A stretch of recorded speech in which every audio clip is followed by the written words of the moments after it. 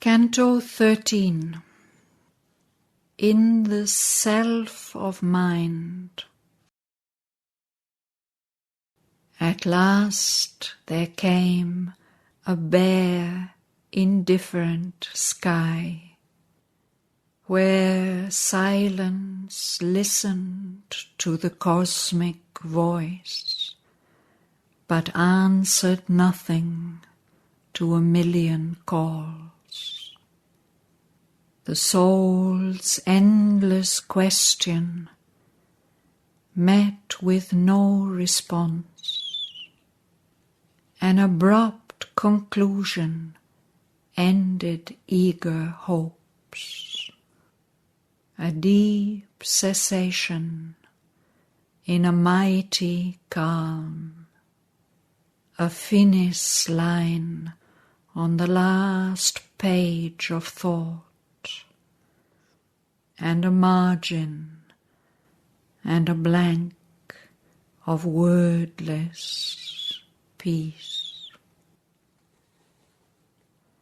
There paused the climbing hierarchy of worlds. He stood on a wide arc of summit space, alone with an enormous self of mind, which held all life in a corner of its vasts. Omnipotent, immobile and aloof, in the world which sprang from it took no part. It gave no heed to the paeans of victory. It was indifferent to its own defeats. It heard the cry of grief and made no sign. Impartial fell its gaze on evil and good. It saw destruction come and did not move.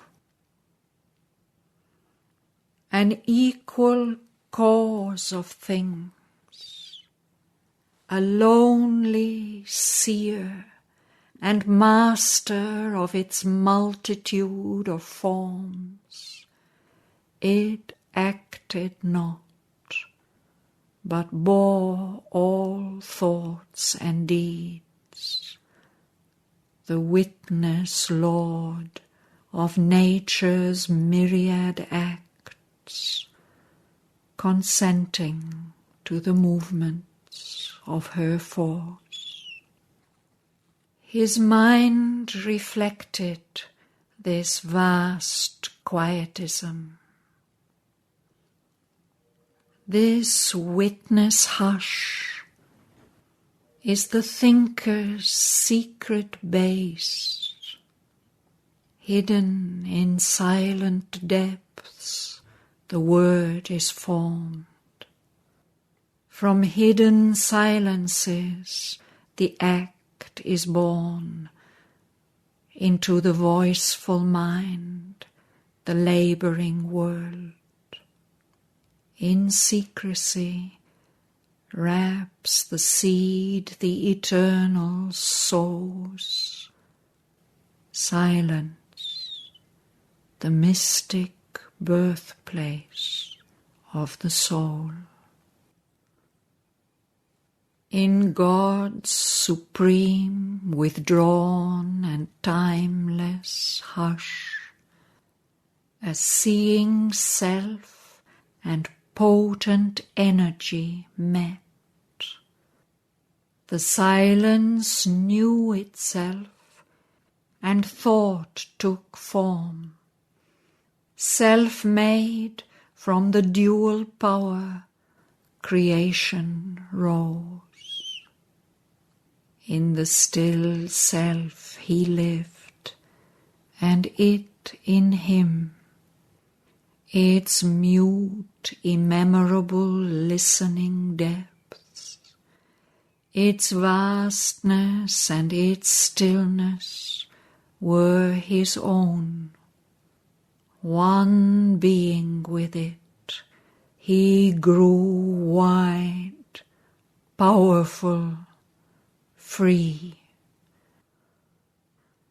Apart, unbound, he looked on all things done.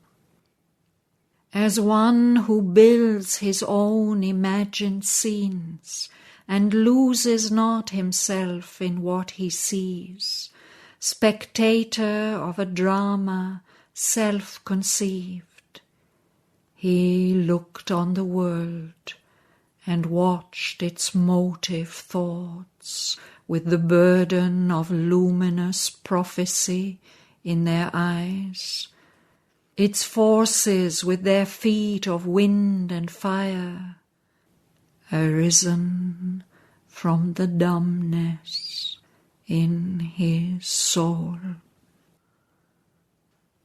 All now he seemed to understand and know. Desire came not, nor any gust of will. The great perturbed inquirer lost his task. Nothing was asked nor wanted any more. There he could stay. The self, the silence won. His soul had peace. It knew the cosmic whole. Then suddenly a luminous finger fell on all things seen or touched or heard or felt, and showed his mind that nothing could be known. That must be reached, from which all knowledge comes. The skeptic ray disrupted all that seems, and smote at the very roots of thought and sense. In a universe of nescience they have grown, aspiring towards a superconscient sun, playing in shine and rain from heavenlier skies they never can win, however high their reach, or overpass, however keen their probe. A doubt corroded even the means to think. Distrust was thrown upon mind's instruments. All that it takes for reality's shining coin, proved fact, fixed inference, deduction clear, firm theory, assured significance, appeared as frauds upon time's credit bank, or assets valueless in truth's treasury. An ignorance on an uneasy throne, travestied with a fortuitous sovereignty, a figure of knowledge garbed in dubious words and tinsel thought forms, brightly inadequate. A labourer in the dark, dazzled by half-light. What it knew was an image in a broken glass. What it saw was real, but its sight untrue. All the ideas in its vast repertory were like the mutterings of a transient cloud that spent itself in sound, and left no trace. A frail house hanging in uncertain air, the thin, ingenious web round which it moves, put out a while on the tree of the universe and gathered up into itself again, was only a trap to catch life's insect food. Winged thoughts that flutter fragile in brief light, but dead once captured in fixed forms of mind. Aims puny, but looming large in man's small scale. Flickers of imagination's brilliant gauze, and cobweb-wrapped beliefs alive no more. The magic hut of built-up certitudes, made out of glittering dust and bright moonshine, in which it shrines its image of the real, collapsed into the nescience whence it rose. Only a gleam was there of symbol facts that shroud the mystery lurking in their glow, and falsehoods based on hidden realities by which they live until they fall from time. Our mind is a house haunted by the slain past, ideas soon mummified, ghosts of old truths, God's spontaneities tied with formal strings and packed into drawers of reason's trim bureau. A grave of great lost opportunities, or an office for misuse of soul and life, and all the waste man makes of heaven's gifts, and all his squanderings of nature's store, a stage for the comedy of ignorance. The world seemed a long, aeonic failure's scene. All sterile grew, no base was left secure.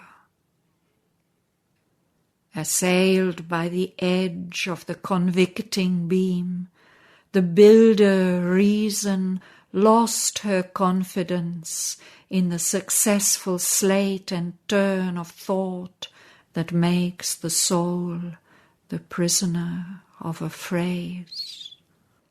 Its highest wisdom was a brilliant guess.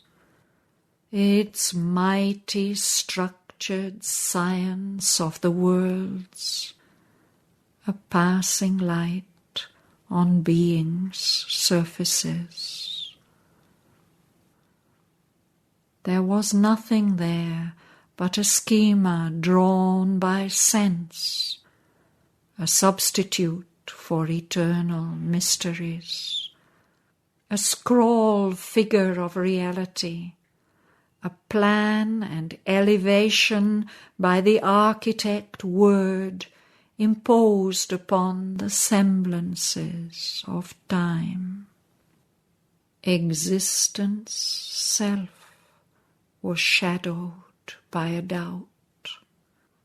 Almost it seemed a lotus leaf afloat on a nude pool of cosmic nothingness.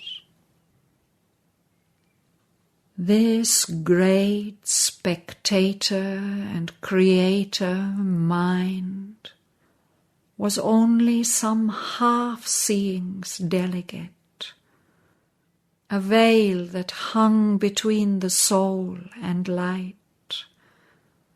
an idol, not the living body of God. Even the still spirit that looks upon its works was some pale front of the unknowable. A shadow seemed the wide and witness self, its liberation and immobile calm, a void recoil of being from time-made things, not the self-vision of eternity. Deep peace was there, but not the nameless force. Our sweet and mighty Mother was not there, who gathers to her bosom her children's lives, her clasp that takes the world into her arms in the fathomless rapture of the infinite, the bliss that is creation's splendid grain, or the white passion of God ecstasy that laughs in the blaze of the boundless heart of love. A greater spirit than the self of mind must answer to the questioning of his soul, for here was no firm clue and no sure road. High climbing pathways ceased in the unknown. An artist's sight constructed the beyond in contrary patterns and conflicting hues. A part experience fragmented the whole. He looked above, but all was blank and still. A sapphire firmament of abstract thought escaped into a formless vacancy. He looked below, but all was dark and mute. A noise was heard between of thought and prayer, a strife, a labour without end or pause. A vain and ignorant seeking raised its voice. A rumour and a movement and a call, a foaming mass, a cry innumerable, rolled ever upon the ocean surge of life along the coasts of mortal ignorance. On its unstable and enormous breast, beings and forces, forms, ideas, like waves, jostled for figure and supremacy, and rose and sank and rose again in time. And at the bottom of the sleepless stir, a nothingness, parent of the struggling worlds, a huge creator death, a mystic void, forever sustaining the irrational cry, forever excluding the supernal word, motionless, refusing question and response, reposed beneath the voices and the march, the dim inconscience, dumb incertitude. Two firmaments of darkness and of light opposed their limits to the Spirit's walk. It moved veiled in from self's infinity, in a world of beings and momentary events, where all must die to live and live to die.